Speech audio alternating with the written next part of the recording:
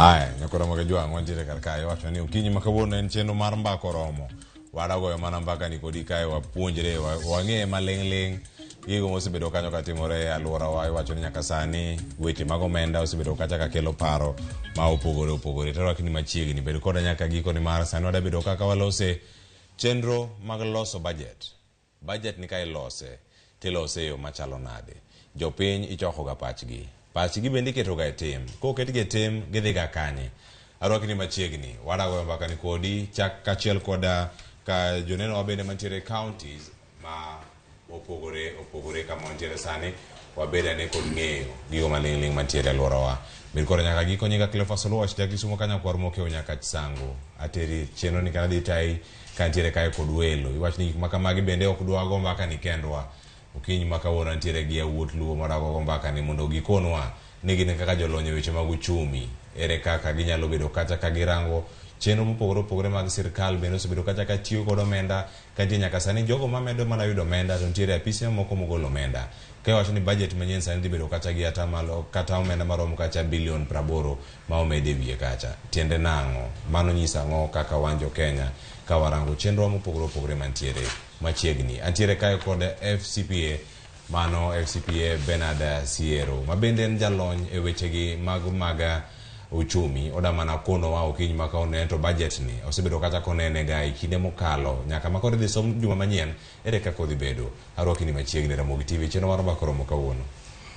Ero kamano Cleophas kum luongo mondo watwak gi jopiny e wach mar loso budget ni chenro mar loso budget ni.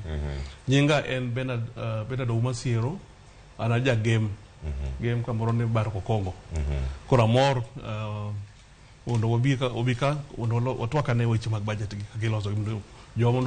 obed gi ng'eyo. Ero kamano ahinya nyakora moge jwang' Bernard FCPA Bernard Siero bende en jakanyo mano mar ISPAC mabende miwa thuolo mondo mi wabed kod odiochieng' ma kawuono kawago kode mbaka achiel kachiel machiegni. Kamachielo bende awang'o kendo nyaka wuok kaunti ma Migori mabende wan go kinyi ma kawuono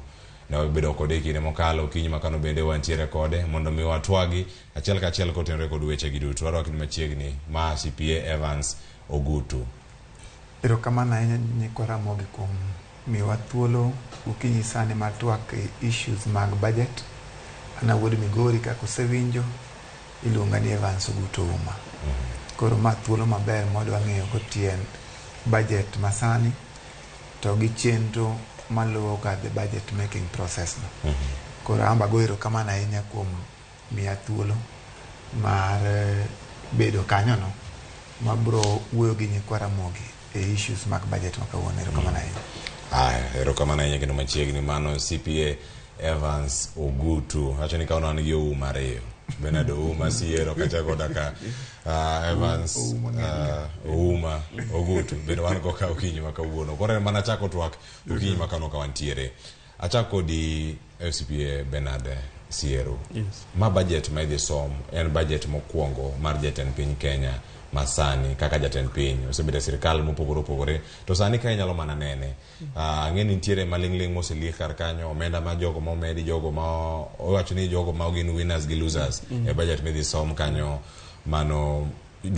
juma manyien. Gino mantiere budget mar William Ruto kama intiere sani geno magi mantiere kanyo madhi bedo ni opogore gi budget mar Uhuru Kenyatta manosomo gik higa mokalo. Ero kamano bana Cleophas. Budget kaka nene en budget mokwongo ma jatend piny kaka iwacho no. Koro paro gitemo kelo gik moko manyien. Gitemo kelo gik moko manyien mondo mane gisingo ne ji. Kech ngeni budget making process ni obe en political in a way. Koro gitemo ng'iyo ni ang'o mane gisingo ne ji tere ka gidhi timogi. Koro in the process gitemo kelo gik moko manyien sana e budget ni. Igani wabedo gi gine osebedo twak mang'eny sana ka ji golo pachgi e wach mag budget ni. Otherwise budget making process ten gima standard. Nitie process ma oluoga ang'o bodhi through kawuono. Wang'iyo no chakolo ganadi stages mage both at the national level gi county level. To koro enana ni igani apani gima dugo timre any finance bill kan okele mobiro ni okelo gik moko manyien sana makoro ng'eny ji acho ni moko bobogo ji koro mane miyo gine obedo gi interest mang'eny kamano otherwise budget making process en gima standard ma obodwaro mondo jowa ong'e ochakre nadi to rumo nadi kamano mano be gimoro madhi bedo kanyo ka warango e yo makare ahinya kiwacho kanyo ni ma bende ni gimoro wacho ni ka political process tiende nang'o an kaka kod CPA Evans Ogutu nyalo ni mana nyikora moge jwang en chenro wacho kata ken budget mokong budget en piny Kenya waseneno tielo mantie sani ma sirkal singo ne thoth mane gichiwo nyaka sani budget magiloso nono kata kanitimo budget estimates kata dwaro ni mae omenda made wagomni mo wabed godo e migao marwa waseno migao no mar somo ne giwacho ni magi duto ka gintiere ka irangi kacha e bottom up economic model ni bende en gimoro motendore kod singo mane gichiwo budget madhi neno sani en motendore kod dwaro mar Kenya Kwanza masano telo ne piny Kenya mano kotane kod William Ruto erokamano ahinya nyaka wa ng'e kaka nyikwa Ramogi ni William Ruto nodonjo e tich tarik 9 dwe mar 8 higa mokalo kodonjo to noyudo ka budget mar the last administration kata administration mokalo mane mar ker Uhuru Kenyatta ne dhi mbele manyiso ni paro duto manitie budget cha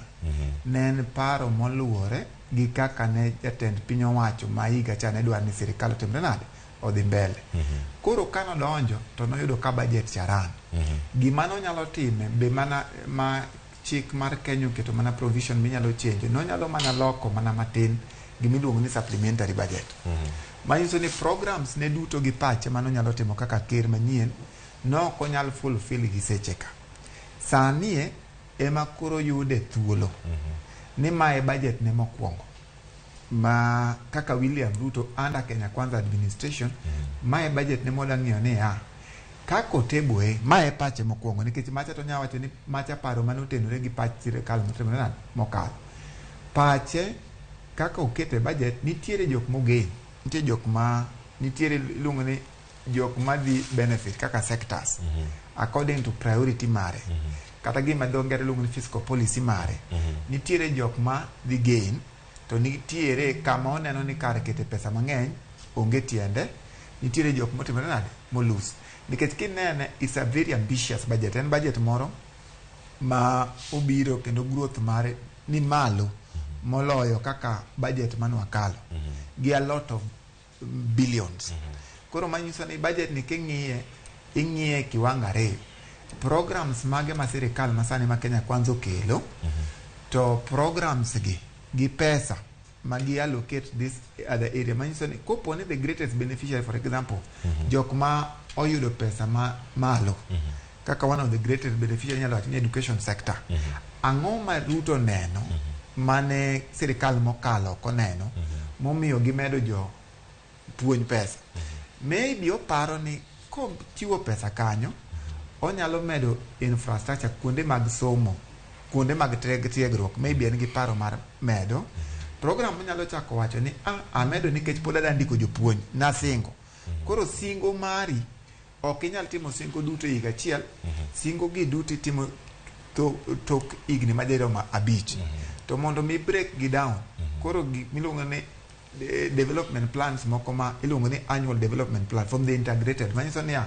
plan mane en go mano singo ne oganda noko singo ne oganda no dhi tieko gigo te higa achiel to no singo ne obro tieko gigi kuom muda mar higa abich kata mobro timo gi kuom higa mar higa abich omomiyo ochako pogo gi matin mane gima sani budget focus on kamano ka wacho ni gino ma budget na biro ni rango adieri mana kaka osekete FCPA Bernard nitie gini ma biro kama opogore to oganda nyalo bedo gi penjo moro ma ikomenda ni tiende nang'o owacho ka ni ma ni komenda mari 2023 kod 2024 kod 4 wacho ne niga ni korengo nyaka higa manyien kendo kar dwe mar 6 kacha chako lore tiende nang'o kiwacho ka ni chakruok mari komenda ni giko mari komenda ni to kanyo bede singo ma sirkal osebedo kacha ka chiwo lerne nyakwara moge jwang ni kiwacho ni ikomenda ni tiende nang'o erokamano koro ko wacho ikomenda kaka opan chenro mag sirkal en oringo kwa Julai nyaka June maiga mabiro. Koro ka sani sani wadhi tieko iko omenda mar 22 gi 23. Aito wadhi chako iko omenda mar 23 gi 24. Wadhi chakre koro ngiso giko dweni.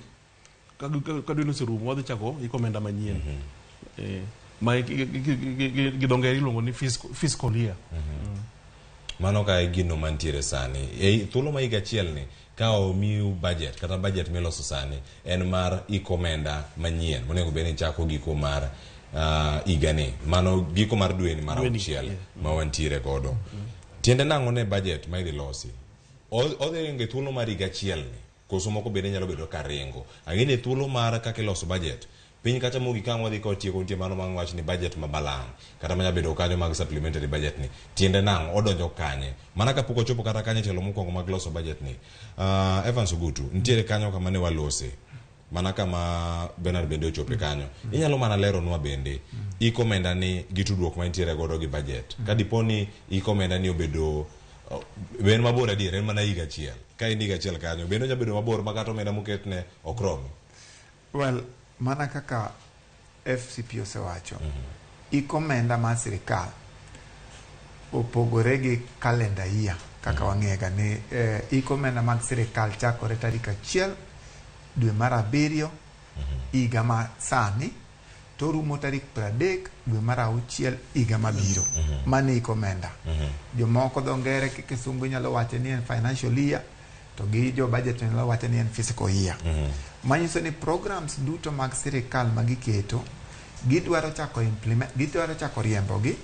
chakre tarik 1 dwe mar 7 to tarik 30 mane miluongo ni annual mane ikomenda mar ang'owa mar sirikal. To king'iyo budget kalenda to pogore matin. Budget kalenda to chakore tarik 30 dwe mar 8 mar higani to en odhi orumo tarik 31 dwe mar 12 ma higa machielo. Manyiso ni budget king'iye en gi stages moko 4 ma nyaka ing'e. Dho ngere moro wacho ni nitiere stage mokwongo machakore tarik 30 dwe mar 8 e higa ni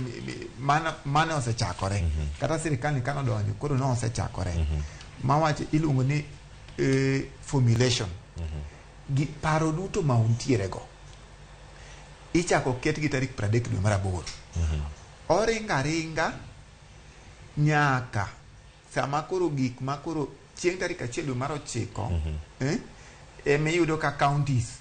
nikech sirikal nitie tieng' diriyo nitie sirikal mar kor gweng' to sirikal mamalo gi budget mamalo makata mawacho ni mag kor gweng' boseloso margi manyiso ni ka minister mamalo ka miluongo ni the cabinet secretary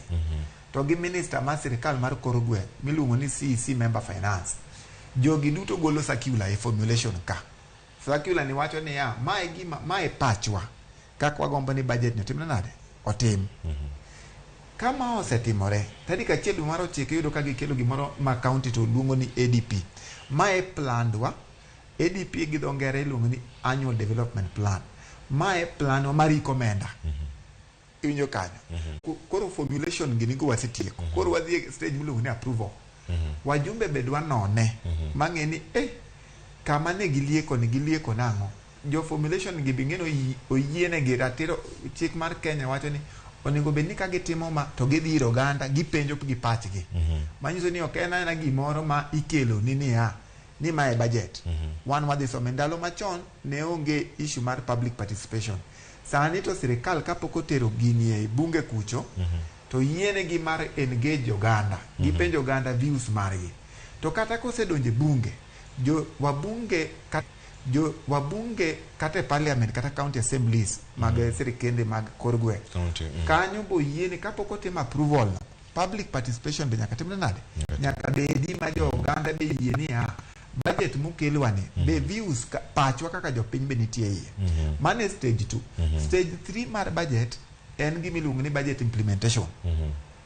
en ng'iyo ni gima nwakadho cha after approval be iluwe mana kaka jo oganda no winjre kode to kiluwe to nitie offices ma sirikal bukete katiba mondo mi ong'ini lupo mare ne be jogi tiyo gi pesa e yo mane giwacho. Manyiso ni nitie offices machalo kaka Office of the Control of Budget ma ng'iyo ni every quarter kaka sirikal mar county owach ni kisetimo nikech ichako implement budget dwe mar 7, dwe mar 8, dwe mar 9.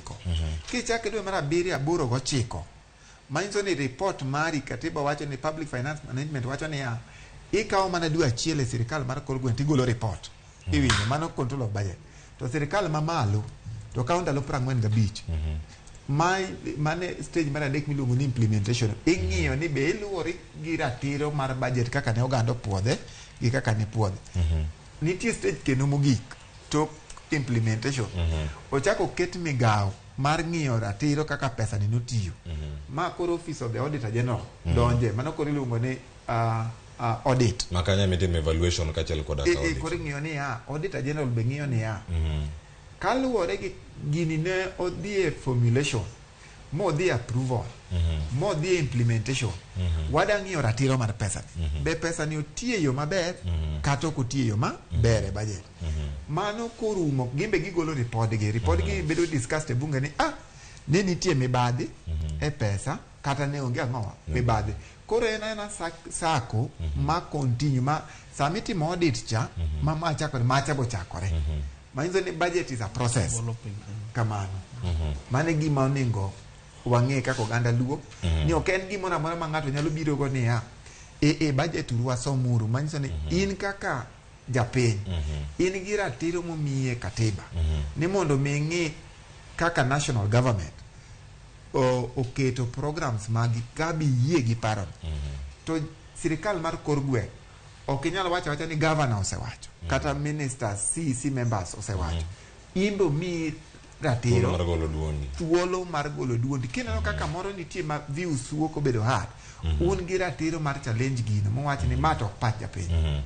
Ero kamana yenya ilere yo makare ang'e ni cheno guduto bendo dhi bedo kata ka warango kendo nono gi kata kaka gintiere ni okenge gi duto ma budget onego bed ni kalo japiny nitiere kar kanye. Sani nyakuramo gi jwang' nitiere moko moda bedo kanyo ka warango mago nitiere graphics go bende mantie kar ka mora ido thuolo mondo mi wayud gene achiel ka chiel mago mopogore kanyo chenro ma sirkal iwacho nya bedo kata ni luo kata kopogore gi mano nitiere mago maga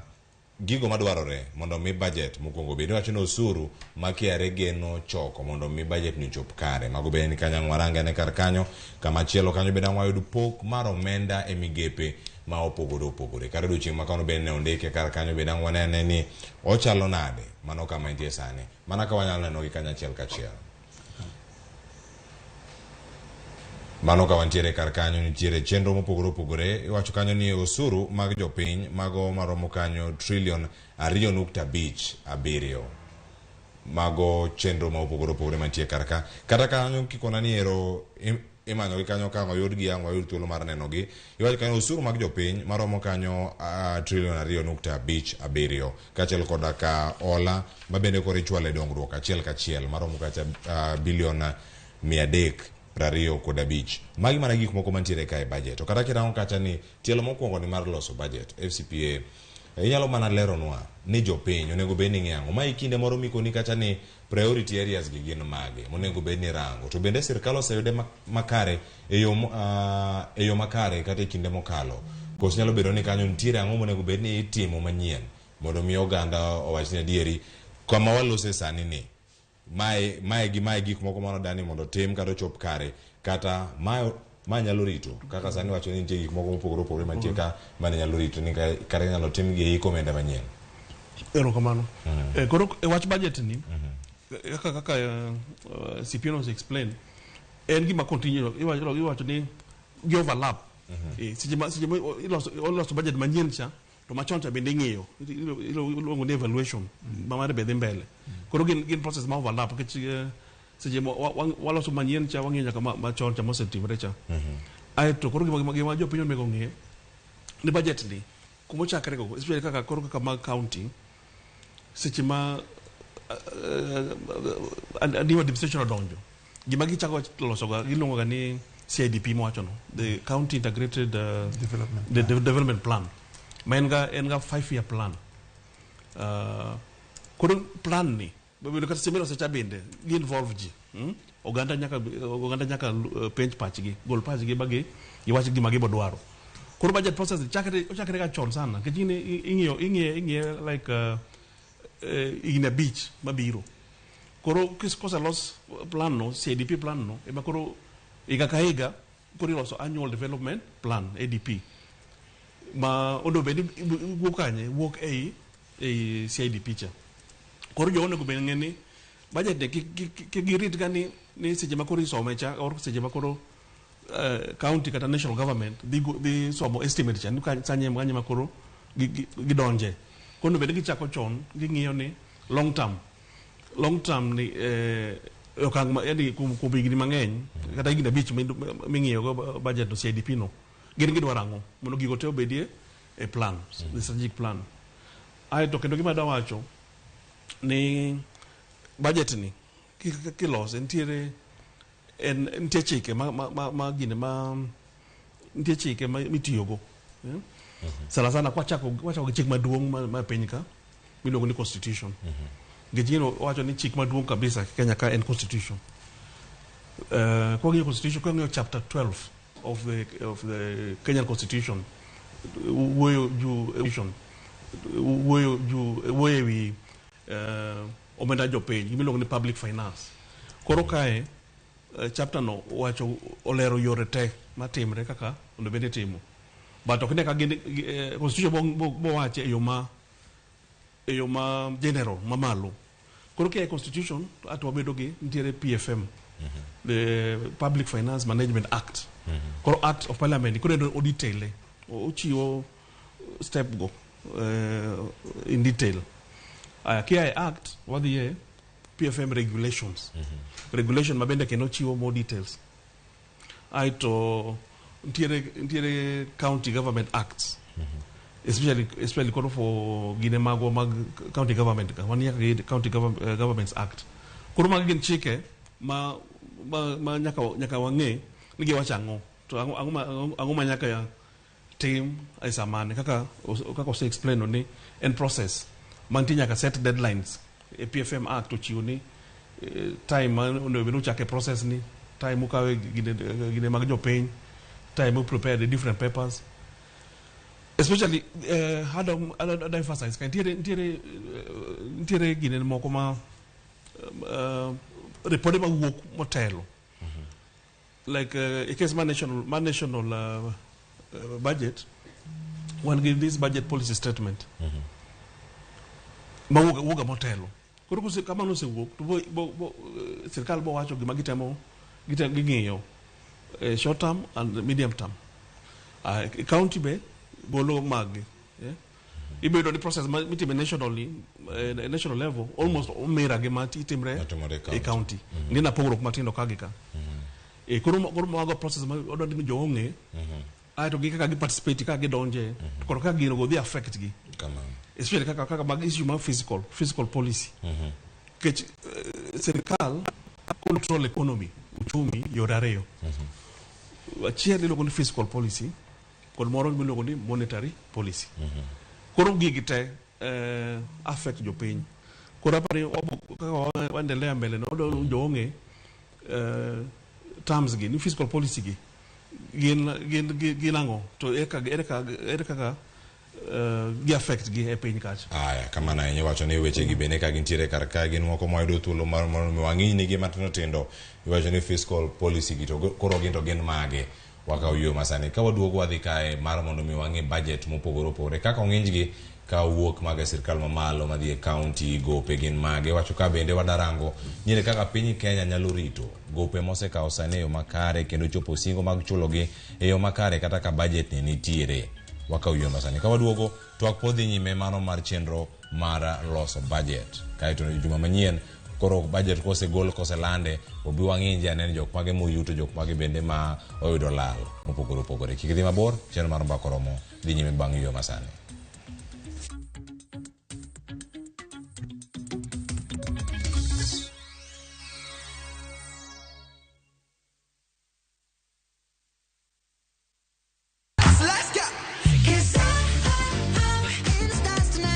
Ngeso ka ngeso, en chieng' mor ne nyithindo. E chenro mar rogo mar nyithindo saa 3 gokinyi. But success in excess. Udi wadhi nyime kendo wadhi medo mor nyadichiel, Nyadiriyo, nyadidek. Waseyudo miel manyachon gi manyasani, tedo, katiratira, tugo gi gik moko mang'eny mabeyo beyo. Wayud mor gi ilo kaka rogo mar nyithindo. Kikelo ni kod Lox Ponde, Sally Kosgei Odhiambo, to gi Josephine Achieng'. Rogo mar nyithindo, ngeso saa 3 mar okinyi, to ibonwa e Jumapil saa 8 mana e Ramogi TV.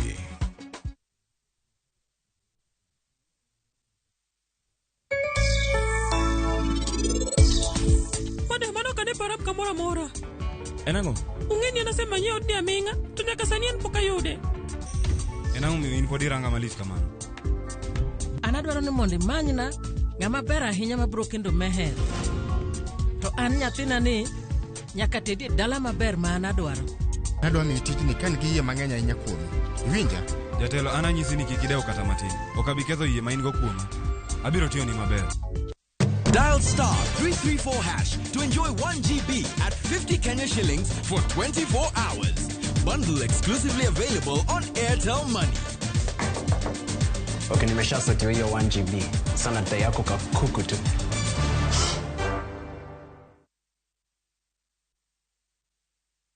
Kushinda kaende jackpot sio lazima upate game zote correct. Nilipata 12 of 13 kwa nimewin 11 out of 13. Mimi nilipata game 11. Nilipata 11. Nilipata 12. Nilipata 11 out of 13. Nikapata mechi 12. Nilisikia kufurahi mpaka nikakaa chini. Nikapata 12 out of 13 prediction. Kwa 50 bob pekee, cheza kaende jackpot leo na ushinde 500,000 shillings ya wiki hii. Tuma neno KJP kwa 29063 na uenda ukajishindia nusu milioni. Hii lazima iende. Not for persons under the age of 18. BCLB number 416.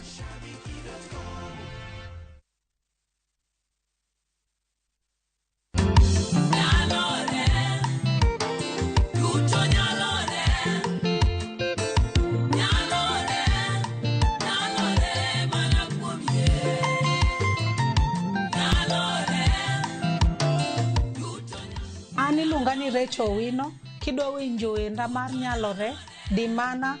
star 860 star 418 hash. Ramogi TV en od jower duto.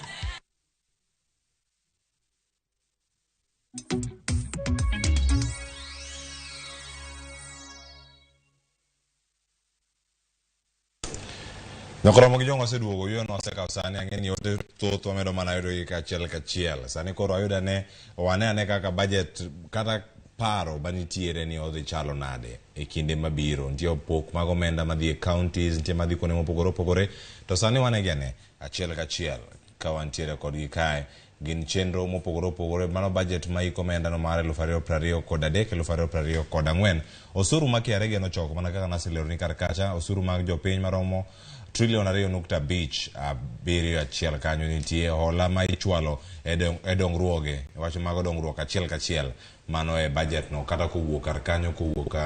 e osuru mochoka mano maromo kata bilion 325 tiende nang'o mago osuru makiare geno choko kama chielo e budget ni podi nitiere pok mar omenda ni migepe e gazet ma kawuono mano mar The Standard gazet mar The Standard kantiere kata odiochieng' ma kawuono nitiere pok mopogore opogore kanyo mago e bede migepe ma opogore nitie chudo ma kinde ka kinde ma magi nyalo bedo kaka mag recurrent expenditure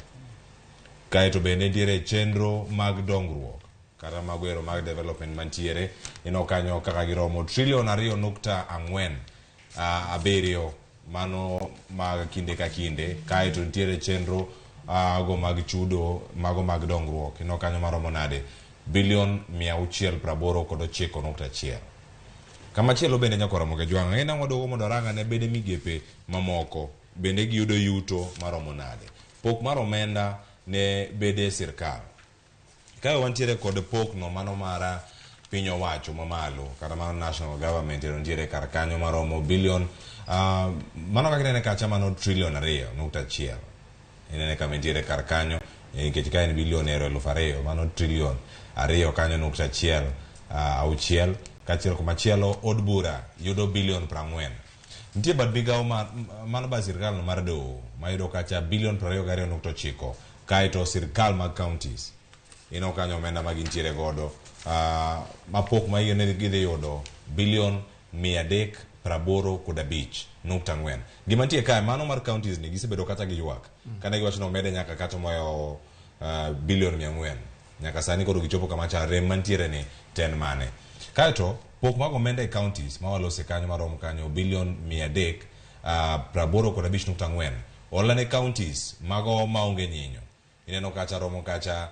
billion 44 mano 2 mantiere kar kanyo mago omenda go mago maitero kacha ne counties e budget ni modhi bedo kacha bende ka warango e kindi ma wantiere sani nyalo bedo ni magi modong kanyo pok mar omenda ne counties rem mar budget mantie ka ineno budget go duto ma mangene dhi som ka juma manyien budget ma en trillion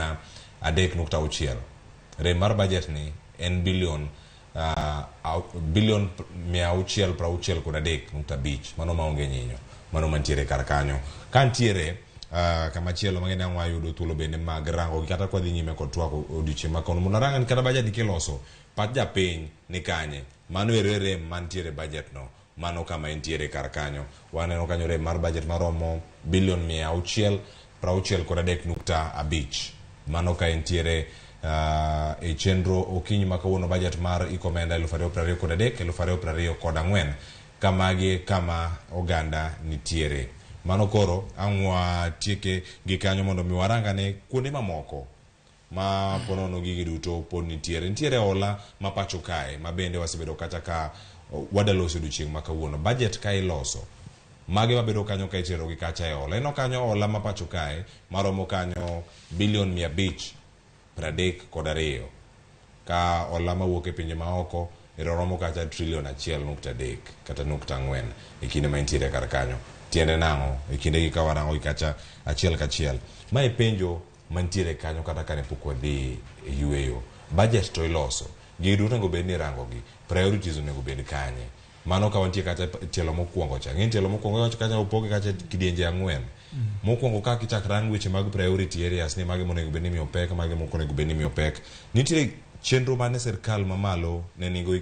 mane katiba machon ma bende katiba manyien nokawo gi kata roterge kor gwenge mane county rangacha weche go mag thieth chenro gi mag pi mag bero chenro gi mag pur bende kor gwenge gigo nego bende timo gi yo machalo na acha kodi CPA Vance Ogutu ino kacha rem mantiere budget weche mag priorities kata gik monego bende miyo pek mokwongo od bura orangango jolony mantiere kar kama koro bende osechuogo budget machalo kama girange yo machalo na nikech counties ni ka to chal ka gima pok omigi pek madwarore. Erokamano ahinya Leo kendo nyikwa Ramogi waselieko pesa duto manie budget ni en kata trillion 3.6 kata 3.5993 mano nyiso ni mane migawo gi programs mag sirikal kaka giseng'iyo ni iga ikomenda ma iga mar 2023 stroke 2024 mane pesa magidwaro gima nyakwa ng'e kaka nyikwa Ramogi ni sirikal ka oloch to gimbe gibiro gi agendas mage manyiso ni agendas mag sirikal wuok from the executive arm mar nikech sirikal bade adek nitiere executive, judiciary to gi legislature iyudo ka 3.5 trillion ma okel gi sirikal mamalo ni ka ing'iye sirikal mar Kenya Kwanza kanodonjo nigi kelo gima giluongo ni bottom up economic transformation agenda kata gi dho ngere nyalo luong ni beta ni manyiso ni gin kipachgi ka luwore gi priority gi singo mane gisingo ne jopiny to 3.5 trillion ni nyalo bedo ni e gima dhi konyo gi siro migawo ma gin go kaka sirikal mar piny owacho omiyo parliament budget kako obedo structured sani parliament onge thuolo mar biro gi program mage kata od bura to onge kaka sani budget ni od bura gido thuolo mage nyalo yudo mar change budget onge gima chik omiyogi en ginyalo mana golo pesa maoko magineno niya mato priority momekani to ne ng'enye mang'eny to nitie be ceiling momigi ok inyal golo pesa duto nitie ma threshold monyisi niya inyalo mana golo kiwango ni kiketo kacha jomage matimo mano gin jood bura koso ntiere komiti machielo ma ichuogoga parange e parliament kacha to gi standing orders magwa mag National Assembly kata od bura mamalo oyiene committee mar parliament miluongo ni Budget and Appropriation Committee kata BAC committee gibe gikawo ga views mag jopiny to gikawo ga views nyaka from sectors gi ministries duto ng'ato ka ng'ato tero pache to koter paro to gibe ging'iyo gitimo gimiluongo ni public participation gimbe ginyalo ng'e ni pesa ma okelonwa ni ulieko ni di education sector ni kata ka giwacho mania bilion 300 bro donjo education to ka ng'iyo programs manitiere gi pach jopiny to bilion 300 ni malo nitiere threshold ma oketnegi ma ginyalo mana golo ok ginyal change program no to nitie mana pesa ma ginyalo golo ka gitere migawo ma jopiny gimbe gikawo views mag jopiny ginyalo wacho ni sirikal mar executive nokelo nwa paro mag chal kama lakini kaluwore gi views ma wayudo kaka legislature ma independent nikech budget is largely parliamentary ka yudo gi views magwa to wanyalo neno ni pesa matin ni ma wanyalo golo ka to waketo ka koro sirikal mar Kenya Kwanza kaluwore gi chigi mar bottom up economic transformation agenda ne gikelo pesa to kaka gikele nitie fuok be magiwacho niya kaka wakele nitie ushuru ma obro choko kuom jopiny to kopogore gi ushuru ma dhi choko kuom jopiny to nitiere pesa ma biro bedo ni nyaka wakete through hola koro jood bura chik boyiene gi ng'iyo niya programs kata ma sirikal mar Kenya Kwanza oketo ni hola ni be en gimoro ma feasible be en gimoro ma kwa dhi e hola ni to en gima biro kelo yuto koso hola ni biro medo mana burden ni future generations mag Kenya mage gik ma jood bura sani ong'i ni kapok wadonje gowi nikech owacho niya bilion 663 waonge go kuom bilion 532 wabro kawo gi kuom bengi kata wabro kawo gi hola makagi sami kawo pesa ni holo manyiso ni kawo pesa maoko tikelo mondo mi okel ni maendeleo pesa ni bilion 532 mwa intend wadwa kawo ni be en gimoro mabro kelo dongruok koso en pesa ma kodonjo mage programs ma sani assembly ngoge koso en gimoro mabro kelo mana lal koso gin moko dhi tiyo mayo maber bilion 135 be giwacho ni koluwore gibro mana golo oko manyiso ni kata sirikal kawo hola koa kata oko ok en gima rach gima jaod bura sani dhi ng'iyo ni pesa ma giwacho ni gidhi olo ma gi finance go programs gima oko gi be en gimoro ma jongere wacho ni bro yudo value for money koso gin programs moko ma tok iga machiel to bro winjo ni pesa go te mana nade olal kamano awen je gima thoth bende maneno kacha kalore gi tipo maneno kar kanya kachiel tamo thuolo mag dhi kanyo mana mos kama ontiere karka sirkal mar Kenya Kwanza kano donjo ne giwacho kanyo ni ok obi kawo hola mondo mi wachul godo osara ok obi kawo hola mondo mi watim go gik moko makagi ka to ginyalo kawo mondo mi gitim go weche go mag dongruok tiende nang'o FCPA Bernard Siero ka ineno kit budget manitiere mabende jatend migawo mochung'ne wechegi mag omenda mano Profesa Njuguna Ndung'u gino mobedo kacha ka owacho kendo osebedo kacha ka olero en ni thuolo gi duto ka omijo Kenya mondo mi ogol pachgi nosewinj pachgi bajetero koro osetiek losi kama oganda ochomo karka gikete e kidieny mane mano ka irango iwacho kanyo ni higa ni kata iko omenda ni ogeno ni uchumi mar piny Kenya dhi bedo ka idho kaluwore kod dhi bedo motegno ka orango budget ma idhi som kanyo juma manyien adieri mar wach ni kanye hola usuru kachel koda karito uchumi obede yo moro makare okay erokamano koro wach hola ni yenza moro siasa donjo ga to adier ma kende ni kata king'iyo budget ka osekete cha already government sirkal wacho nango gidwaro tiyo gi pesa makama to pesa magidhi choko rom kama tin koro tiere deficit ma chakra from the time of the budget ntiere nok mar pesa koro pesa manok nyaka kaw hola koro hola nyaka gi kaw on loan government borrowing koro kata ke joka jomoko wacho ni ok gibi gine ma to kora pa to gena na siasa ngech wach mar ola en continuous ola ni nyaka kawa serikal kata sani ka bolo simo Loso ni ntiere bond ma is open ma dhi mbele yeah koro kitaka sini serikal ntiere yo ariyo policy ariyo ma kitiyo ntiere fiscal policy ma jiko seteta ya jingiyo ga wach keche wach tax kod wach expenditure but ntiere kod ka borrowing kone ma gitiyo wach borrowing to kod wach interest rates kod ginego ma ido kaka sani ntiere bonds ma bedo nini floated koro issue ma borrowing no pod the mbele but gima lich en ni pesa mo no otime nadi oro tiko de nadi kichene dware ga nika pesa wolo pesa to ber ke tiyo kode e development expenditure as opposed to tiyo kode recurrent kichene tiyo kode recurrent to pesa no oru tiyo kode to rumo kamano koro it's like ita mo dark beyond your means gimino ni moingo kang mari ena kaka kikaw kata nang unit manga achiel ichamo pesa ichamo msara or kata income moro don nyaka simigo budget mari nyaka i make sure ni pesa mitiyogo okoingo pesa ni minyalo raise koro kisemisego budget mingeni kata ichamo siling 50 budget mari in a month igo budget mari masling 70,000 koro bochuni nango bochuni nyaka idhi ranka moro midhi ole pesa koro nini serikal okne kaka sani wasenge already ntiere deficit no koro pesa nyaka gidhi all koro enana gima nobede itimo simi olo pesa ni iole nade titiyo kode ang'o apani mane gima important mondo beni jowa ng'iyo to kod serikal be ng'iyo ka gidwa mondo gi achieve objective ma gidwaro to bende nego kete lera e budget medhi som ni ma wadhi ka ola maromo kama dhi kete kama kosen chenro mag kaka dhi tigi ola no nego bi ediere ka osechopo mai kinde monego bed ni ikono jo Kenya ni oyo wada gero apaya mano mochomo ma summit to odhi ka omenda maromo kama ma piny Kenya kata ka ola oko onego bed ni wachule girets machalo kamago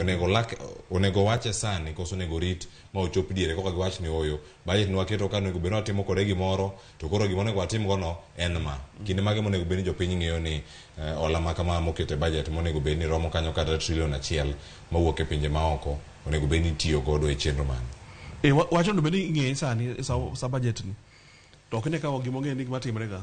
ni seche moko kaka sirikal tiyo gibo wacho ni magi projects magi dhi timo to kore kacha moyudo ga kendo ilokogi mondo bed ni timo kotimo moko manyien obiro iye or kata pesa no bed ni mitiyo kode e gidene project makama oloke project moro koro magi shida mantiere ga in fact gimoluongo nang'o no lack of fiscal discipline yeah in fact konyalo ga bedo gi fiscal discipline the same way mantiere monetary discipline monetary side and very well managed shida ena called side mar fiscal ni like for onge chieng bibo winjo ni ng'at no kata lese jomonyiewo ginende bonds gi treasury bills ni government oleo moko chulogi yeah onge chieng kata jinga chiel tende same government to on the other side bar expenditure tibo winjo ni ntiere contractors kata ntiere jo suppliers motiyo to poko chul yeah kore na wacho ntiere bedo gi that lack of fiscal discipline kejini kwese timo budget bing'eyo ni pesa ne midhi yudo to project ne time ten pesa makama onego bed ni kitime kaka ipange no onego bed ni seche mi implement okobed gi shida moko mabedo gage ayo end up bedo gi pending bills bedo kod ang'ono ato gigo kende kaka yo ma serikal time accounting mare pesa go keep on accumulating pending bills and things like that to gin gik mondo bende within that budget no gigo te no bende otim pesa mondo olcha otigo gigo te botiegi koro ko keto gimiluongo ni fiscal discipline to gigi nyalo bedo achieved to mane gima pacha en gima osebedo ka lak Pero kamana ahinya wacho ni chenro mag loso budget ahinya bende mosebedo kanyo ka winjo achiel kachiel ndiye chenro mag gope kachiel koda ka gik mathoth mantiere karka. To bende de waer mana mar ng'eyo budget ne mara sirkal mano mamalo kata kikete karkacha. CPA Evans Ogutu nitiere Uganda masakata sani ka waloso penjore ni budget madonje counties, budget madong malo koni. Ipenjo ni en yore mage ma ponono sirkal nyalo tiyo nikech wacho ni budget ma ikomenda ma koro wadhi chako ni karom kata trillion 3.0 budget mano som tiga mokalo telo mar Uhuru Kenyatta. Tiende nango nyako bed ga mana ka omedore to bende kaka jo Kenya bende wadak kaluore gi nyalowa koso en kama FCPA bena nose wacho kanyo ni we live beyond our means ma koro chuno ni nyaka gope koro medre mondo mi watim gik mathoth mantiere ka hola e piny kachiel koda ka chenro mopogore ma itimo kata ng'ime mede wiye kanyo ka ng'itieko ni sources mamoko mag revenue nyalo bedo mage irango kamano usuru koso kanyo manyalo ka piny Kenya kete maino gi ahinya to yore mage minyalo yud pesa gi kata kopogore gi chenro mag choko usuru. Erokamano ahinya. Nitiere component moro mar budget miluongo ni budget review outlook paper. Budget review outlook paper onego bed ni koromo tarik 31 dwe mar 10 titere obedo table kuom sirikende ariyoge, sirikal ma county table county assembly, sirikal ma malo be table national assembly. Budget review outlook paper eno konyowa ng'iyo kaka ne budget ma higa mokalo otimo. Ochako konyowa ng'iyo gik miluongo ni economic expectation, gik masani kaka uchumi gi sani kaka uchumi sani ochuogore. To ochako okonyowa ng'iyo gik machalo kaka migawo manyien, opportunities manyalo yudore. To ochako ng'iyo opportunities, ochako ng'iyo factors machalo kaka inflations. Koro en monyalo inform gimidwa timo gi budget ma next. Omiyo kineno ka medruok nitiere budget manyiso ni budget ng'ani osebedo gi gimiluongo ni outlook, osegoye picha. Ong'iyo ni higa mokalo nyocha wan gi billion, for example, let me say budget mar counties. Inyalo yudo ka budget mar sirikal mar county higa mokalo nyocha en billion 7.9.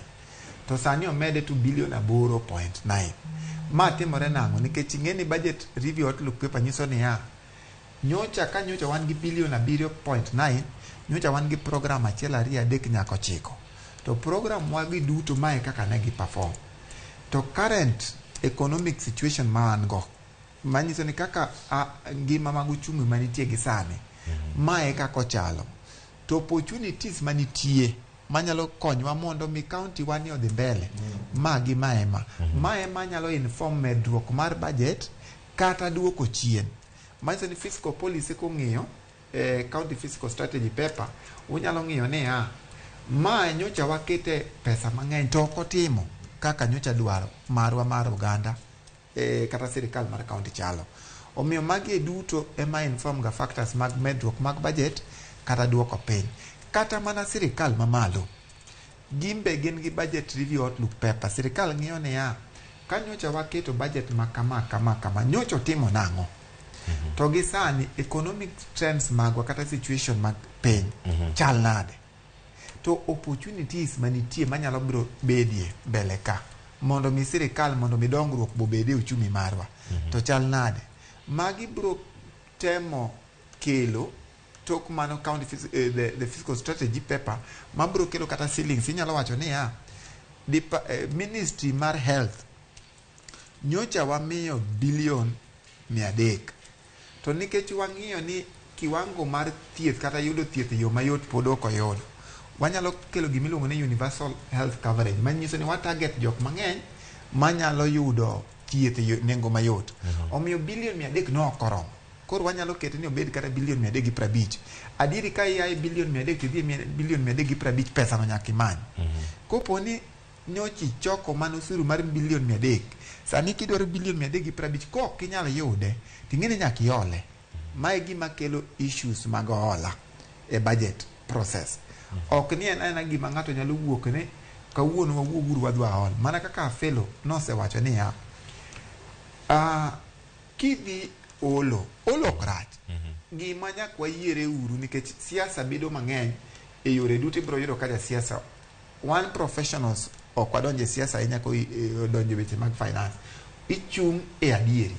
holo sirikal duto olo kata revenue streams mami sirikal mamalo kata sirikal mapiny king'iyo yore monyisgo niya sirikal ma county nyalo yudo go pesa sirikal mar county yudo pesa nang'o mokwongo oyudo pesa from what is called equitable share equitable share ni en billion ma ineno ka wang' ni ne gi pingo billion 385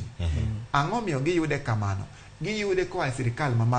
mamalo nyaka choke koka urnegi mano is their major source of revenue kwa giwinjo ni sirikal mamalo olo for matters development development gi nitie ka gik miluongo ni restricted grants yudo ka hiyo nyalo wacho ni sirikal dwaro kelonu level 4 hospital e county maru to ka gikelonu level 4 ginyalo wacho ni ka wakelo pesa ni to ti mana yorne iwinjo magi e duto gin programs magi yudo koa e sirikal mamalo ibiro ni county boy chako yiene ya kopogore gi pesa mimi kaka equitable share mondo mi fund ko budget o chako mi ni ya inyalo generate gibiluongo ni own source revenue own source revenue katebo yiene sirikal mar kor gweng mondo mi embo chok ushuru to kopogore gi mano ola oyienegi sirikal mamalo miu mana guarantee to loans is one of the sources mag funding kata chiwo pesa mag fund budget mar county to kichak ing'iyo inyalo yudo ni oyienegi nyaka maga investment mago revenue streams manitie to revenue streams ma county to gi national bene en makoro choke mang'eny mogik nikech moyiene sirikal mar kor gweng' to tin to sirikal mar mamalo ni be nyalo ng'iyo niya e programs waduto ma 3.5 trillion ni ok ni en marwa kendwa 3.5 trillion ni billion 300 waore sirikal mar kor gweng' iwinjo gichak ging'iyo ni billion 40 wadhi oro ne jo parliament mane kaka gigine billion 20 wada oro ne jo judiciary iwinjo koro programs modong nyithiwa masomo e skunde mag higher education learning wabro dwa ni health wabro dwaro billion adi wadwa dhi e ministry mar health ji duto te jo Kenya te dwaro thieth e nengo man piny gipogo pesa ni duto e programs gi emomiyo iyudo ka budget manobedo table tarik 30 dwe mar ang'wen e National Assembly imidhi somcha sirikal oketo migawo duto te kaka pesa ni gidhi timo nade gidhi tiyo godo koro en mana wan gi in kane in gi memorandum moro minyalo tere e National Assembly to nyalo wacho niya kaluwore gi paro gi lek mane sirikal mar Kenya Kwanza okelo anto naparo ni magi ne nyalo konye moloyo moloyo madhi mbele ni alafu mar ariyo nyaka ikony sirikal wacho niya kaluwore gi budget mukelo ni ng'eni kata gima kelo koko sani donge gima kelo koko sani ma sirikal jigore ne ni en finance policy for finance policy ni eto wuok donc finance policy en ere kaka budget wa mar 3.5 trillion wadhi yudo pesa ni mane gima nyaka yiere adieri ni finance policy ok rach te nikech ok wanya wacho ni the entire 3.5 trillion mar sirikal rach ningo yiere ni kapok wawacho ni gimoro rach te wawach mani 3.5 trillion maunge budget nikech kata nitie nyaka oganda wa kata members magwa iluongo ni member legislatures magwa mag oganda luo manie budget committee kanyocha gini budget committee nyocha gilieko kendo ginwa ni report gi to kal maonge amendment kare giwacho ni 3.5 trillion kaka wan jo budget to wakelonu omiyo finance policy kikel negi problem ka sirikal dwa finance that budget nikech adieri kane gin gi wach to ne giwacho ni koro wagolu siasa wanyalo wacho ni mheshimiwa Babu ine budget committee nyo upuodho 3.5 trillion iwinjo mheshimiwa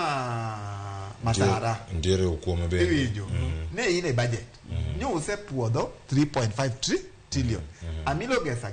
nyo ine budget ni sepo atandi wawacho adieri ni usepuodho 3.5 trillion koro kwanya wacho ni finance policy makoro dhi fund 3.5 trillion to rach te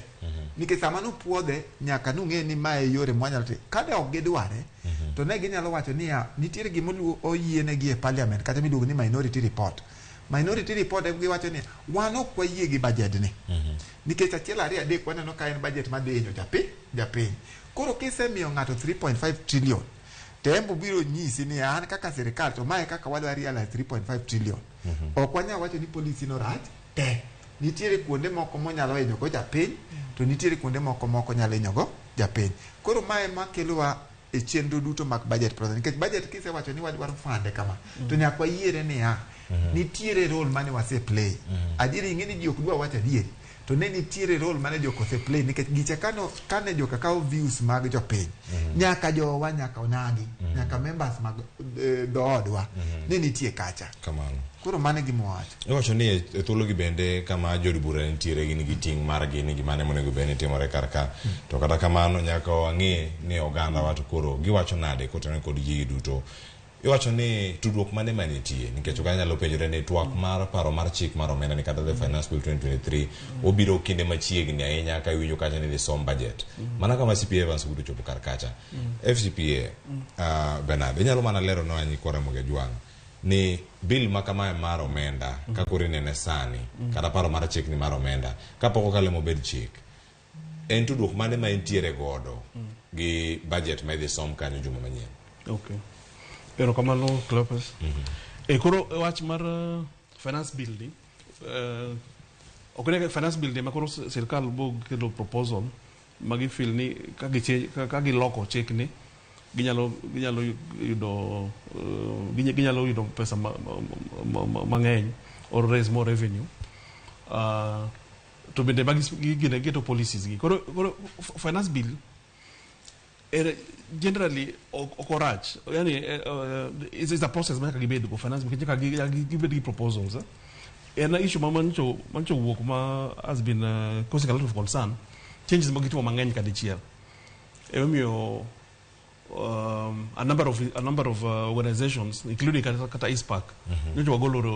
wagolo views itimo public participation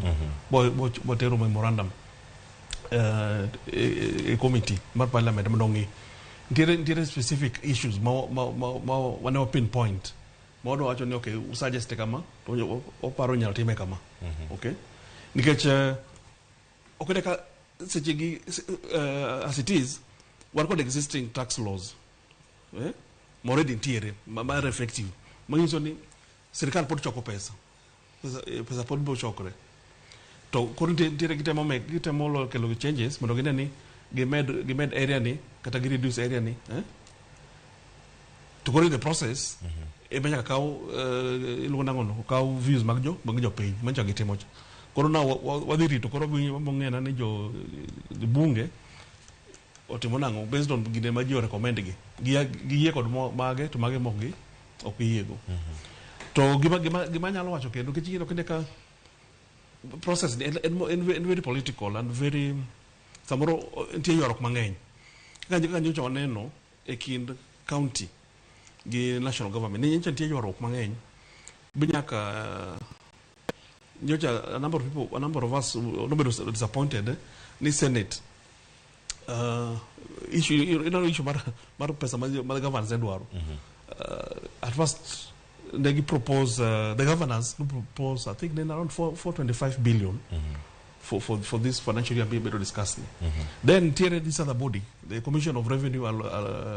the CRA. No propose 407 billion. Yeah. Talking to Kakoro Sirkal Mamalo to no do campaign to Senate do go yi to Senate the manu to anima chungne devolution mo when they defend pesa madi government ka sanya lo bedo ni adiere gine jogo manogoyo governors gi pay because negi yen mo pesa modi account of the maintain as opposed to the 400 majo kan edwaro cha man governors edwaro plus even CRA no recommend to jogo no gin gi yegi maserikal malo wacho cha ni no duoke piny to 385. To sirkal mamalo kinde magiloso kacha ka ng'ato gole kacha e bilion 425 kete kacha bilion 407 malware piny koni 385.5 tiende nang'o jolony mantiere kuonde gi duto koso sirkal biro gi paro machalo nade mondo mi koka gichope omenda matin koni to gimane jogi dwaro koni ma ging'e ni mane gima nyalo konyogi paro mara duoko piny aga kama chalo nade japiny penjore kacha niya koro ka senator zero osepuodho wach maka mowuok e sirkal mamalo tijgi en ni gigoyo governors koso gin ema gindhoko governors koso gidhogo county gino montere kacha mondo mi gi defend pod ok gitime yo moro makare koro kune kacho nitie ka yoro kiching the national government gibe gi programs gi koso migo gigo kwandgi gibo dwaro as much as possible koro yeni joka be counties ma protected by be represented in the Senate, but they should also be lobbying for as much as possible for the counties. Tokineka says ni sirkal mamalo any final say through the political process called influence. We know ko give vote ka give vote cha. Koro mi gimanyalo recommend gimanyalo wacho ne jo counties wa long term ingine nyaka koro wang'e ne ikechimata ingine mabobeti the national government would nyalo change lakini okene ka gibe gin got their own priorities the devolved governments benditiegi gimagi koro anyalo wacho ni our devolved governments gi koro ochopo sama nyaka koro wang'e ni on source revenue ni wanyalo enhance marom nade mondo giduok piny tegemeo margi equitable share kajiri equitable share they have no control much control king'iyo the marginal increase kaka nyang'iyo pesa mapodhi county makaluo Kisumu ikomenta mokadho chane around 8 billion sani opodhi I think about 8.3 proposal masani ni Siaya nyocha ne 7 around 7 billion wanyalo dhi to around 7.2 and 7.2 sani Siaya Homa Bay nyocha ne 7.8 sani obuv matin opodhi around 8.1 alafu Migori njeja n 8 around 8 billion opodhi to around 8.34 koro king'iyo pesa the increment and very marginal or 10 to ki compare gi maybe gik magidwa gitim kucha koro ka ging'i sources moko maginyalo bedo go piny kucha on source revenue mondo ginene opong deficit nikech magi omenda mawuok e sirkal mamalo kabire sirkal mapiny gigo magibed kata ka irango nikech sani kayudo kache counties manonde kanyo ni ne oyudo omenda gi mamalo mano moting'o county no mano ma Nairobi nitiere county ma Nakuru gigi ma irango yudo ka counties wa ka county mokwongo ma Kaluo biro kacha e thuolo mar namba 18 mano Kisumu mabende en boma county ma Mombasa nitiere kacha namba 24 mano be boma machielo kuom bombe 4 mano go pacho kasani en ang'o manyalo bedo ni kacha irango nikech wacho kanyo ne girango chenro mopogore opogore kaka kwan mag oganda modak e counties kachiel koda ka weche go bende mag thieth mag pur mag bedo wacho ni mag urban area kata mag chenro mag bedo gi bombe kama untiere kanyo mago bende rango kar kanyo kachiel koda ka payni kachiel koda machon wacho ni basic share mabende biro kata koda tamalo mopogore opogore kai kuonde gi duto basic share ni ema ni kata koda tamalo mathoth ahinya man kanyo marongo atamalo 20 gini ma irango kar ka mondo mi opogo omenda gi nyalo bedo gi nang'o ng'ato penjore kata ni Turkana cha ni county maduong' makinene oduong' kacha ndi kipime kata gi Homa Bay opogore to ere ntiere malo kanyo mara Homa Bay en achiel kuom gigo mantiere kar kacha counties moko manya bedo ni kata weche gi mag chan nikech poverty bende wacho ni achiel kuom gigo ma irango kar ka e kinde ma ng'ato jochan nitiere to iyudo ka county moko mikone ga ni otuo ahinya mano machalo kaka Baringo iboyudo kata West Pokot iboyudo kata mag Samburu Laikipia gini kantiere kar kato gintiere piny koni gionge kwan moro mamalo ma omenda momiogi irangango kata ka irango weche gi mag Commission on Revenue Allocations bedo kanyo bende katimo upok makama gini counties chako dikato CPA ntieke okay Clever naka kize wacho ko factors be maging'iyo to gitiyo gi formula magiketo and okene koro based on the data mobedo collected makoro gitiyogo koro the formula okene ka the CRA Gibo that model, magibo keto no to gibo mitiyogo in the revenue allocation. Magibo giving factors blame wachogo. Koro okneka to a common man ko bongie to you feel maybe there's a unfair distribution, yeah, but unless a koro ginego beto change, the formula beto change. But the same factors will be looked at. Gibongio population, gibongio the poverty index. Ma is a very relative thing. Kaka ipimo, yeah. It depends on the data mangatu tiyogo. Some of these things, although okay, we can say gin objective, but to some extent beginya laga beto subjective, yeah. To correct kese do data go, let me feed a model a formula cha you dogo proportion. Kamano mano ka irango kaka ipogo mwandu gi duto e counties mopogore opogore. CPA so Ogutu akeletwa kendo kore ler ne oganda bende iwacho kanyo ni e thuolo ma omi sirkal mamalo mondo mi ochwalo omenda gi bende counties ting mane magintiere godo data kata kwan magitiyogo nonro gi gin mage to nyalo bedo ni kama ochope sani makori pogo mwandu ni county nyalo bedo ni kae kama duokie kwan mag oganda kata mar census mitimo bang' higni 10 cha ere kaka otimoga ere kaka odonje pok mag mwandu e counties mopogore opogore ponono ka kanye magiyude kwan gi mondo girang ni oyo county gi ji mathoth molo jok makamagi onego mie ting machalo kama erokamano ahinya ing'eni sirikal duto te dwaro pesa pesa gima dongere wacho ni it's a scarce resource ng'ata moyudo opportunity mare mar keto budget ni malo buro kao pesa ibed county government ibed national government e gimomiyo katiba noketo commission miluongo ni commission for revenue allocation gin tijgi en gikonyowa temo keto control kata geng'o migawo mar appetite mar pesa nikech kiwe aweya ni weyo ni waweuru gini to ng'ato ka ng'ato nyalo demand pesa ni duto emomiyo katiba be noketo ni kaber to ningo miwa at least 15% of the last audited mano onego beni di accounting to gikawo ni commission for revenue allocation CRA ema koro ningo beni kawo migawo mar pogo pesa in two forms nitiere pogo pesa gimiluongo ni DORA Division of Revenue Act and then nitiere moro makoro gipogo mokwongo ni nitie vertical to gi horizontal maiso ni pesa cha kipoge malo ipoge ministries duto te thematic areas timiyo county mare koro mimiyo county ni gin giketo proposal margi to ng'at monego migawo makoro yiene gi od bura makoro yiene gi protect kata medo atim adjustment to koro ne en senate to koro ka senate be ineno kanyocho vote kako vote cha nyalo bedo weche ariyo mokwongo nyalo bedo ni ok gin gi confidence gi jok mariembo sirikende mag county manyiso ni ok gin gadieri ni governors gi nyalo manage pesa ni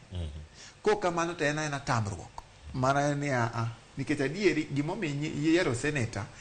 onego bed ni konyi protect sirikal mar county in terms of resources miyo gi pesa mondo mi gidongre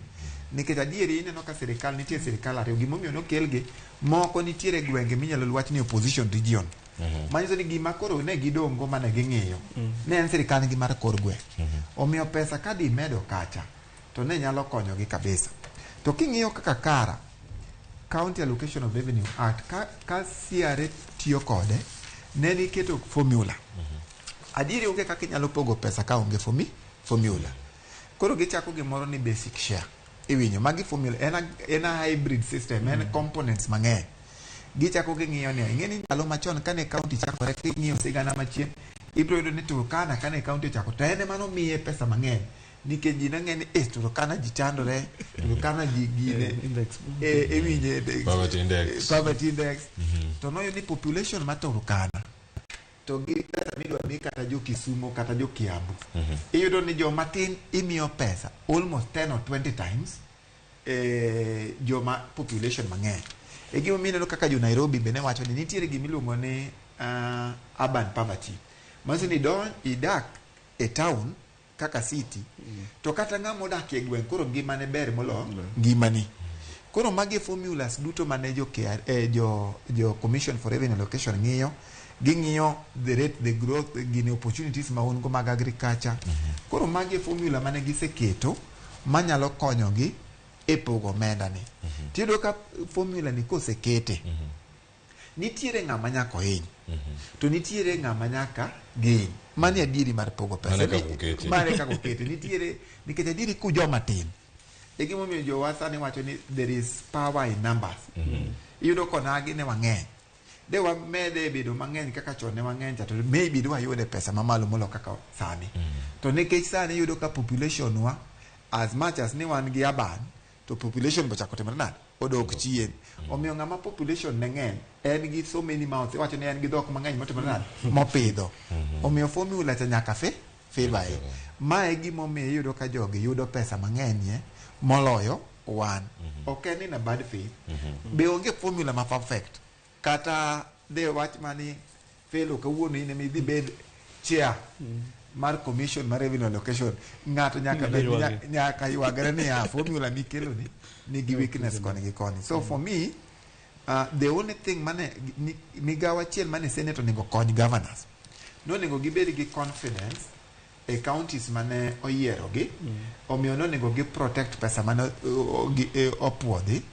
mondo mi mane governors gi puodho mondo mi gi protect. To ka gin bende giringo magi weyo pesa ni duto sirikal mamalo manyiso ni sirikal mar kor gweng' pod dhi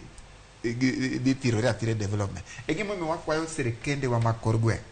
Sani ineno ka sirikal let's say kaka equitable share mar Homa Bay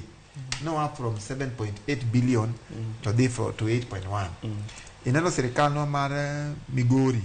no around 8 billion to 8.3 billion. Mano equitable share obiro ni. In bewek bedo ni stagnate ni domestic revenue ni to en okidwa mule okidwa gine nikech adieri sama ji wacho finance bill nitie nyaka mag counties. Ing'eni ji okdwa wacho adieri finance bill nitie mag county to kata mar gigo akia koda gise share gi jo Uganda ni wan mae kaka wadhi choko ushuru pod girito mondo kopo malo rum koso gimbe girito ni mamalo timo nani urum koka gikel margi. Koro gimbe onego giwache niya e own source revenue kaka naneno ma Migori nondiko ni gidwa choko milion 350 utu dwa choke nage migawo mane muketo to ere kaka unyalo mede mondo budget ni odhi mbele kik wach ni koro yudo 8.3 billion tichoko mana milion 300 koro wacho ni en 8.6 billion. Onego imbi mede mondo bede bilion 10 nikech kimede to development infrastructure pod dhi konyo mana counties man. Aya nyokora mo jonga dhi nyime kod yudo paro mopogore opogore ka wantiere karka sa osekalo saa 4:30 mano ikinde bende ma wantiere karka mondo miang' wane ni sani to koro wachomo kama chalo nade. Wantiere kae kod wela koni FCPA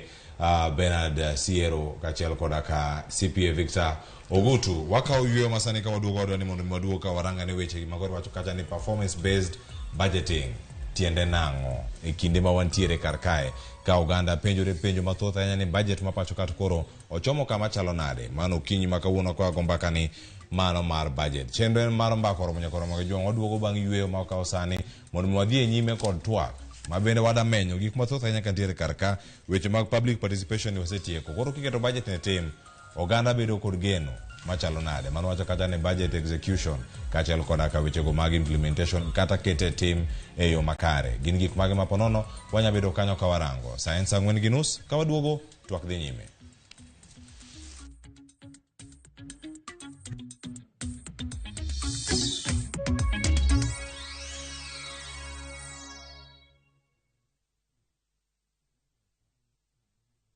Vacay Ibambe na View Travel. Masai Mara or Amboseli from 14K, Savo or Samburu from 24K, Mombasa, Diani or Malindi from 14K. Self-drive deals from 3K, Dubai and Zanzibar from 560 USD, Mauritius or Seychelles from 1,000 USD. South Africa and Thailand from 1,080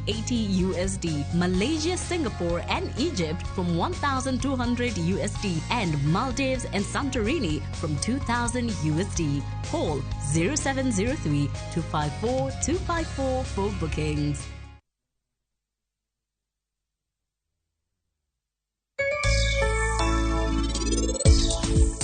Mano kane parap kamora mora. Enango? Ungeni anasema yeye odi aminga, tunyaka sani en poka yude. Enango mi in podi ranga malich kamano. Anadwaro ni mondi manyna ng'ama ber ahinya mabro kendo meher. To an nyathina ni nyaka tedi dala maber ma an adwaro. Adwa mi tijni kan gi yie mang'eny ahinya kuomi. Iwinja? Jatelo, an anyisi ni kik idew kata matin. Ok abi ketho yie ma in go kuoma. Abiro tiyo ni maber. Dial star 334 hash to enjoy 1 GB at 50 Kenya shillings for 24 hours. Bundle exclusively available on Airtel Money. Okay, nimeshasetiwa hiyo 1 GB. Sana data yako kakuku tu.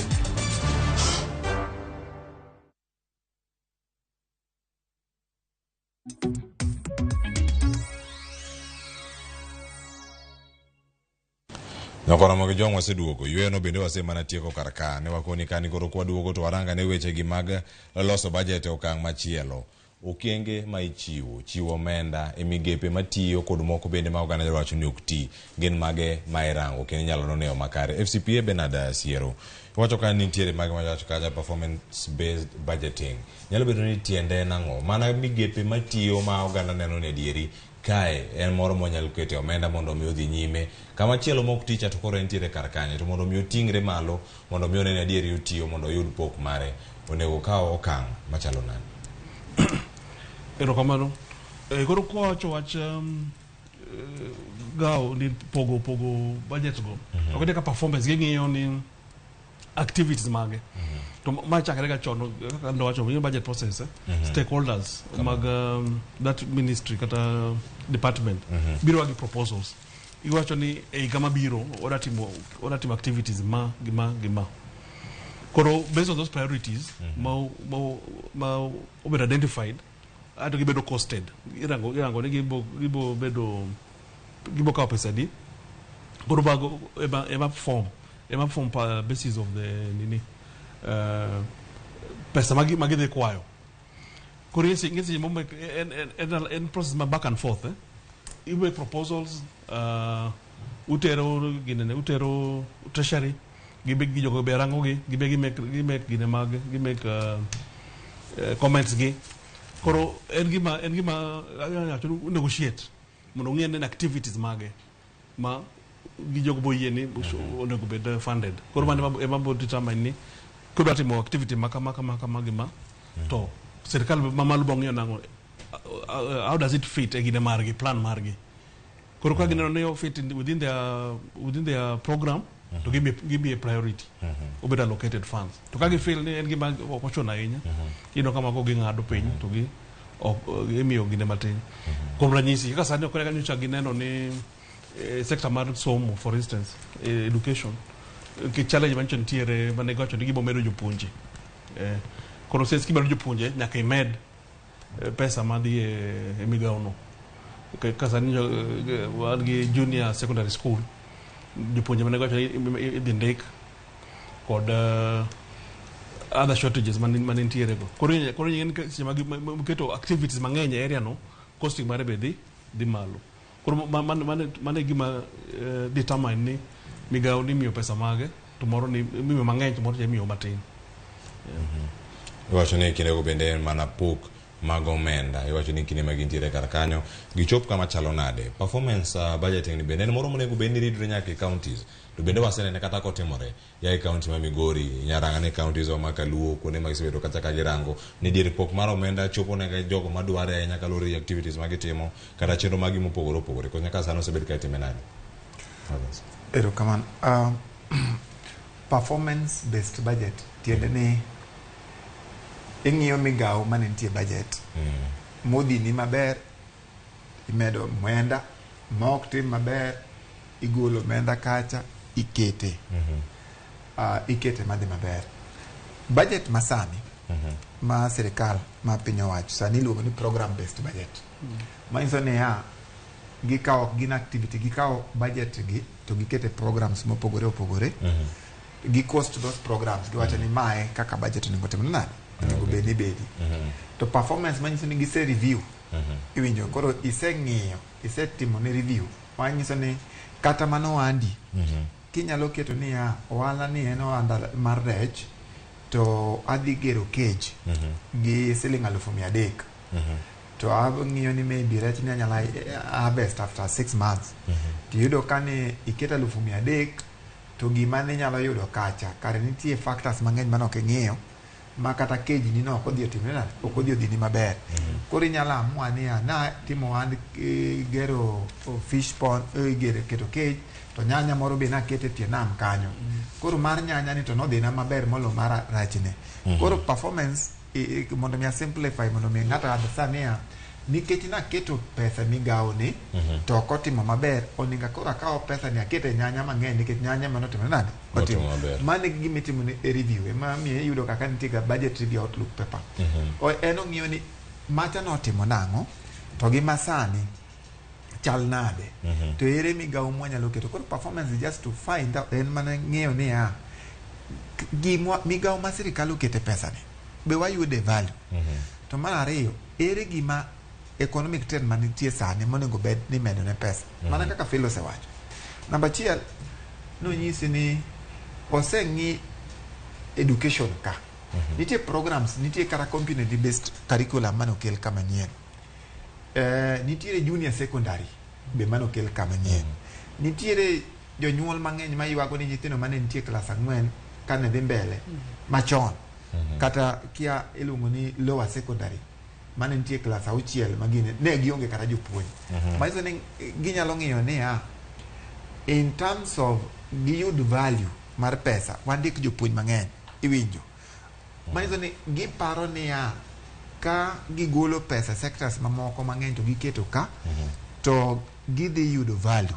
moloyo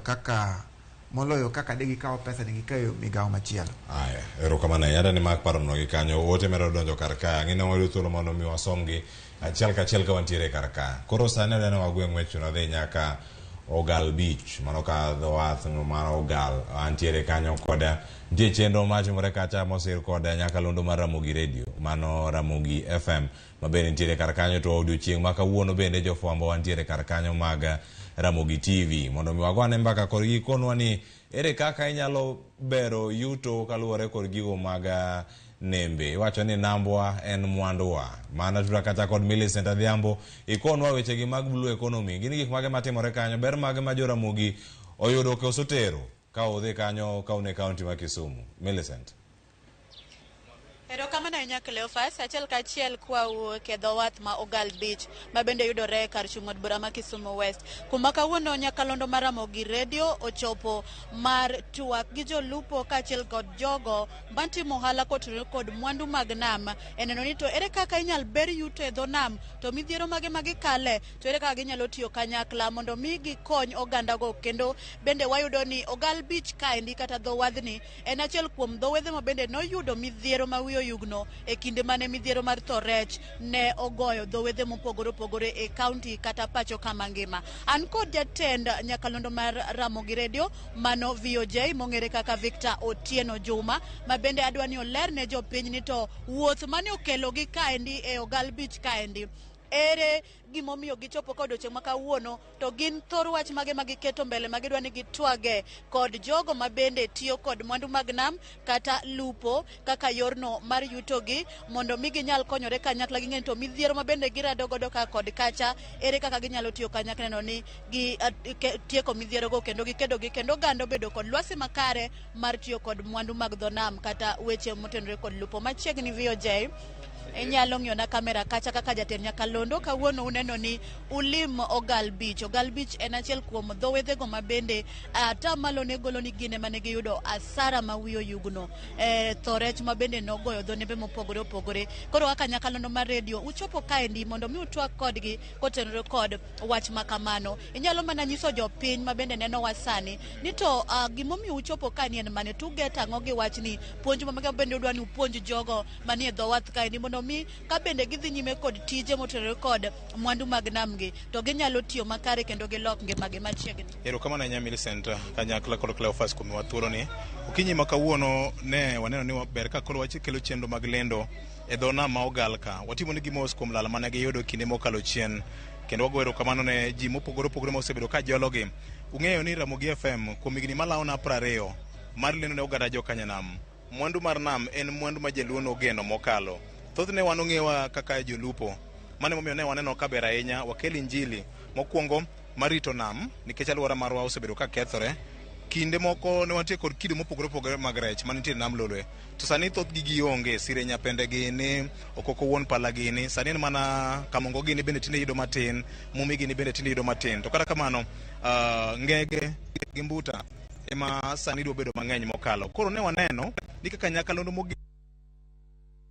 kaka to pek mane magineno to watudgi gi jo sirikal manyalo miyo gi riekni mar kelo negi konyruok e weche mag policy gi chenro mag sirikal manyalo bero yore gi mag lupo gi yore gi mag yuto nikech mae lumbru mar yuto mar jokanyanam mar ariyo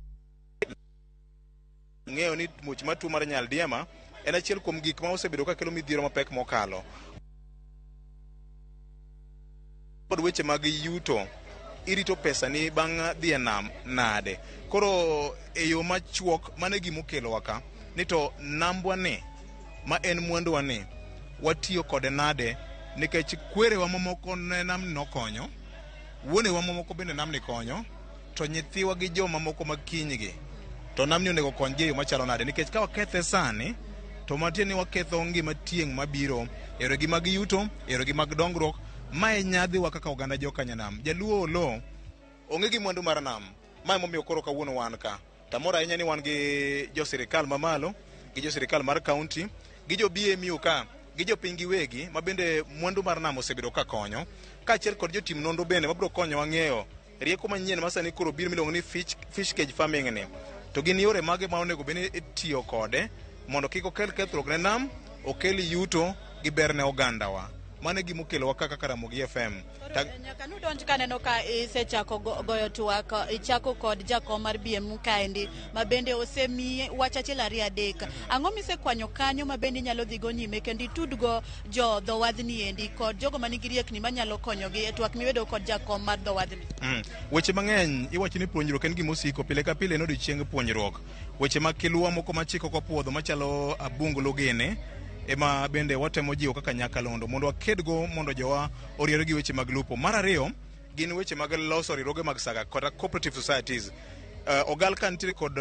cooperative society paro mar director mar fisheries nigo gi jakom mar BMU mano wachonwa kawuono e Ramogi baraza nyawacho ni dwaro nitiere mar mondo mi yar bedo cooperative society maduong' madhi kelo jolupo duto te mag dho nembe mane alwora mar Kisumu County kama ngima mabro konyo gi weche mag tero nyithindo e sikul weche gi mag dongruok molongo ni social well-being and economic well-being kora paro ni ma en okang' ma bende berie moloyo e mwaka mag prochiko ne wantiere kod cooperative societies mane otegno ndi kaluo kane dhi miuroni weche mag niang' kidhi kuonde mamoko weche mag pamba ne nitiere to kata kamano mar nam ni noruombore piny kichako chiero gi kendo mondo wawach ni nyalore mai gima nong'ego jokanyanam nyalore koro ka watieko ugo tach kaendi nyaka ang' saa 8 mar odhiambo ugeto ang'o ka ang' ochopo kanyo saa 8 ang'o mugeto Ogal Beach kaendi ma kudhigo mbele to wacho ni nwalimo dhowath ma Ogal to mae okang' mwagoyo kata ber mwayago kata thothne ne watemo geto mokwongo ni ka wabiro koni machiegni biro konyowa ng'eyo matut ni gin chandruoge mage to gin weche mage machando janam mar ariyo to ere kaka wanyalo tiyo kaka olalo kaka Ramogi FM matudo jo sirikal gi jolupo e yore mag konyogi weche mag wang' apaya weche mag sanitation manyo chiro value addition chiemb rech tego wach mar fish cage farming ni mondo time e lai mar chik kanyakla kod bende luwo chik bende wabiro go mbaka gi mine nade mondo gisung ne joma moko bende nikech nitie joma moko ma bende winjo mantiere dho nembe mamoko ni jogalo osego okang' makama mondo gin bende giywa aerial giywa wigi mondo gine gima ginyalo kopo kaendi ma en injili ma nyakalondo mar Ramogi wabiro biro kwa dhi godo nyime kinde ka kinde ma dho wagunda luongo ni we have to sustain this conversation mar konyowa blue economy matini mwandu mar nam sani en paro maduong' e piny mangima ma igoye mbaka gi buche mopogore opogore kendo nitiere mwandu mathoth ma bende migepe moko nigo ema watemo legane na wach ni nitie kwa miyo gi thuolo mar wacho wechegi migepe gi kamoro kide kwinjo ywak mar jogi kendo gikelo negi konyruok manyalo loko ngimagi dwacho maduong' gimogeto en ni ngima janam obede molokore ka warito bende mwandu mar nam lolwe mondo kik okel kethruoknwa okelnwa ber ne tieng' masani gi tieng' makiny Erokamano ahinya. Mana kamano Cleophas kakisewinjo kaka jatend nyakalondo mar Ramogi uloso kanyo motegno ka owacho ni gima gigeto odiochieng' ma kawuono en loko ngima janam mondo kaka gitiyo kod mwandu mag nam okelnegi dongruok, okelnegi bere ngimagi mondo mi ginyal dak kaka jalno mabende ok ti gi mwandu mar nam kata jogo manie sekta mopogore opogore. Kaka ing'iyo batha kanyo, oganda mabende tiyo gi mwandu mar nam mawuok e alwora ma Kisumu West kaendi osechopo mar gombaka kanyakla kod nyakalondo mar Ramogi mondo gipuonjre gia gi ber ma okelnegi odiochieng' ma kawuono. Kionge penjo moro amora, Cleophas taduoko ni e studio mondo idhi nyime kod mbaka oromo mabende e chenro madhi nyime e wang' jowi mar Ramogi TV. Cleophas, an kuomi. Aya, agoni erokamano ahinya Millicent. Ka in kuom akaw agoni erokamano ahinya itwak e yo makare. Poch gi pak ne Ramogi Radio kuom jiwo oganda mondo obed kacha gi pith mag rech e yo makare. Mano Millicent Adhiambo ka e kaunti ma Kisumu en kacha Ogal Beach. En gimoro ma oganda waduto bende rito. Studio ka wantiere kod welo wadhi nyime kod twak nyakwa Ramogi Ajwang' iwacho ni pith mar rech no bende en gimoro ma oganda onego maki motegno ahinya ka itime yo moro makare mondo mi rech bende odagi e yo makare. Mondo tich mokel kacha kod nyakalondo mar Ramogi. Okinyi ma kawuono ka gintiere Ogal Beach. Aya, wachopo kae tielo mogik makoro dani watieki. Wach mogik kantiere kodi kuom FCPA Bernard Siero. Ntie chenro mopogore opogore ahinya mantiere karka. To nonna kae koro ni budget osekete tim kata weche mag implementation ka osetieki ma okete karkacha. Ting mane ma japiny nitiere godo. Ting mane ma bede migepe moko nigo mana ne adieri budget noket ka oti kode yo machalo nade magi mane nitiere rem mane manomi mang'eny inyalo bere yo machalo nade kata mano ma wacho kata weche go mag auditing mano bank ka budget bende oseket karkacha evaluations bende ketimo kata kinono niere kaka osebed kacha ka itimo gik machalo kamagi. Joma gi monego bene timo gi mano kowuok malo kae karidi nyaka piny e counties pogruok biro kaka lore kod weche mag omenda iwacho ni kuom siling 30 no ema nomiyo kata jawar beno gur machiegni. Okay, erokamano Cleophas. Goro katieko maybe kapok alose wach audit no other I mentioned and maintain the watch finance bill. Angeni ji lose sana especially watch one housing fund moka bi lose. But thing moko manda watch mabende interior finance bill de madwa ni jionge. Kwa lose a watch finance bill. Okay, no paying finance bill. No. But what watch on interior specific clauses or suggest no obed or loki. Mondo obed maber. Kacho mokwongo one proposal tiere mar gine ma kere issue mar kere disputes. Issue you actually need 20% deposit kapok yalo case gi kere. Igen mane en gimoro ma nyaka jingi mate kabisa ikech on a daily basis actually man teach motimo on a daily basis my work is an tax consultant on a daily basis one gi cases gi kere nikech ido ni samoro omi assessment mokiyiego koro kokiye kode to jogo propose nango ni chul monde 20% to 20% no yudo samoro indionge kode nikech business kaka operate business okan ga pesa reserve for tax in kise ngado pesicha ichulo tax mingeni is due based on your interpretation kajeni kaka tax laws oket and self administered interpret tax no tichulo pesa mingeno ni ndo bende chulo koro sima kere biro ka team assessment to assessment no gitimo ga gigri mang'eny ok bitimo ga chier gitimo kata gine beach koro gitimo assessment no gine beach pesa maginyalo raise as additional assessment pesa mang'eny koro ko nyisi ni get 20% mare ne kiyal kod gi case no ok de kamano koro dhi bedo shida mano to me is a very very big issue mano assess more specify. Second issue and mar ntiere gine mar e-teams ETR ni e-teams this suggestion ni is a good idea actually we support implementation mare mondo okel geo bed compliant but here magiti tamo introduce tamo wacho ni give allow only receivable bedo process through e-teams for purposes of claiming income tax mano shida moko porno kono bedi aya moro kendo magiketo turnover tax gemede matin I took on payment but withholding tax we have to do within 24 hours surely 24 hours very very strict very very hard companies giwa weka nenga cha 20th day obi ndalo pia rayo ati ichichule mogik kura nyalo se watch audit mag county a county level of course auditing process or oversight itime ntiere assembly time aito ntiere the office of the auditor general timo the annual audits alafu ntiere kendo control of budgets bende control in a way they also oversight kechi pesa gi follow up pesa magichiwo chondo bende timo itiyo kod as per the budget magiketo aito mogik one structure ma luongo ni internal audit departments no be strengthened in the counties and especially called internal audit committees it mondo also support internal audit function kagi bedo strengthened to bedo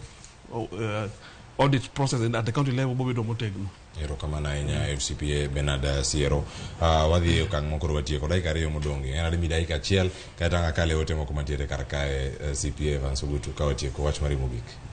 wach manyalo wacho kuom dakika achiel mogik en ya king'iyo katiba mar Kenya king'iyo Public Finance Management Act mano act mar parliament king'iyo Public Finance Management Regulation mar parliament king'iyo County Government Act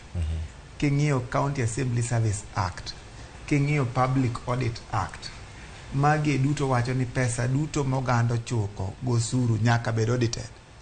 Audit ni the last process mar gimora mora mar budget. Pesa mwachoko ni ok en pes ng'ato, en pes jopiny.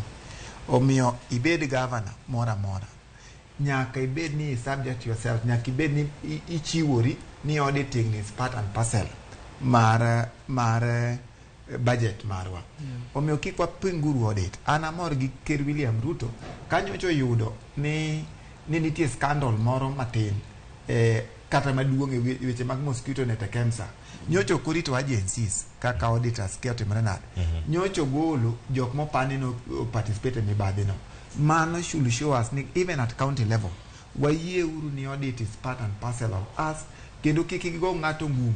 kata kik yor ne ng'ato kich ni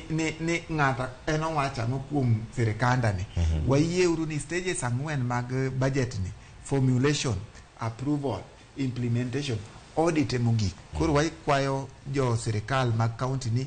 audit is part and parcel mane mamiyo jopiny confidence kagine serikani. Omiyo kiyudo ni